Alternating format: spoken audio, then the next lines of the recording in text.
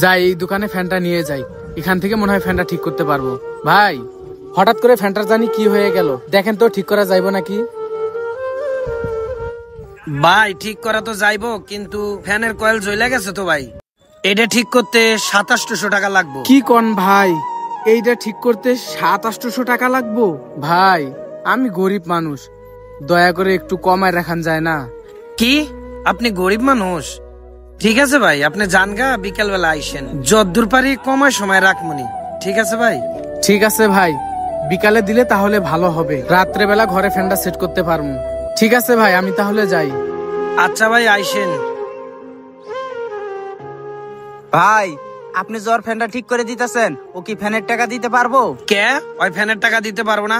আপনি কি ওরে চিনেন? চিনবো না কে, ও তো আঙ্গুর বাড়ির পাশেই থাকে। ও আর ওর মায় ভাঙ্গা একটা ঘরের মধ্যে থাকে, ওরা তো 3 বেলা খাইতেই পারে না। একবার ভাইবা দেখেন, ও 2700 বিল আপনার কেমনে দিব? কি কোন ভাই, ওরা এতই গরিব? আরে দেখেন না ভাই, কোন আমলের ফ্যান, এটা পাকিস্তান আমলের ফ্যান। এই ফ্যান গুলা কি এখন চলে? ও তো এই ফ্যান ঠিকই করতো না, ওর মায় অসুস্থ তো, ওর মায়ের বাতাস খাওয়াইতে হইব, এই জন্য ফ্যানটা ঠিক করতেছে। আর ওর বাপটা তো ছোটবেলায় মারা গেছে। কি কোন ভাই, ওর বাপ নাই? খায়া না খায়া ওর অসুস্থ মায়ের লাগে ফ্যানটা ঠিক করতে দিছে? আরে ভাই ওরা বছরেও নতুন জামা কাপড় কিনা পড়তে পারে না তো। যাই দেখি ফ্যানটা ঠিক হয়েছে কিনা। ভাই আমার ফ্যানটা কি ঠিক করা হয়েছে? না ভাই, আপনার ফ্যানটা তো ঠিক করতে যায়া আমি নষ্ট করে আলাইছি। কি কোন ভাই, ফ্যানটা আপনি নষ্ট করে ফেলাইছেন, এখন আমার ঘরে অসুস্থ মারে আমি বাতাস খাওয়ামু কেমনে? ভাই চিন্তা করেন না, ফ্যান নষ্ট হয়েছে তাই কি হয়েছে? ভাই আপনার মার কথা চিন্তা কইরা আমি একটা নতুন ফ্যানের ব্যবস্থা করছি, এখন থেকে আপনার মা নতুন ফ্যানের বাতাস খাইবো। ভাই আমার মা এই নতুন ফ্যানের বাতাস খাইবো? আমি আপনার কাছে যে পুরান ফ্যান ঠিক করতে দিছি ওইটারই তো টাকা জোগাড় করতে পারি নাই, আর এখন আমি আপনার নতুন ফ্যানের টাকা দিব কোত্থেকে?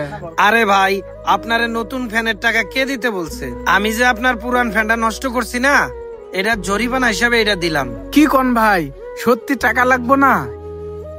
আপনাকে অসংখ্য ধন্যবাদ ভাই, এখন থেকে আমার মায়ের নতুন ফ্যানে বাতাস খেতে পারবো। আমার মারে আমি বলবো নামাজ পড়ে যেন প্রতিদিন আপনার জন্য দোয়া করে। ঠিক আছে ভাই, লইয়া যাও। আচ্ছা।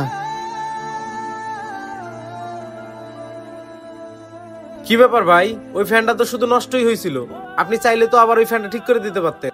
কিন্তু ভাই ওই ফ্যানটা আপনি ঠিক না করে দিয়ে নতুন একটা ফ্যান দিলেন কেন? ভাই ওই আদি যুগের ফ্যানটা যদি আমি ঠিক করে দেই, কটুকার বাতাস হইব? ওর মা আর আমার মা বলে তো কোনো পার্থক্য নাই। মায়েরা যদি শান্তিতে থাকতে পারে, এরকম কাজ করতে আমারও ভালো লাগে। ভাই আপনার কথাটা আমার অনেক ভালো লাগছে।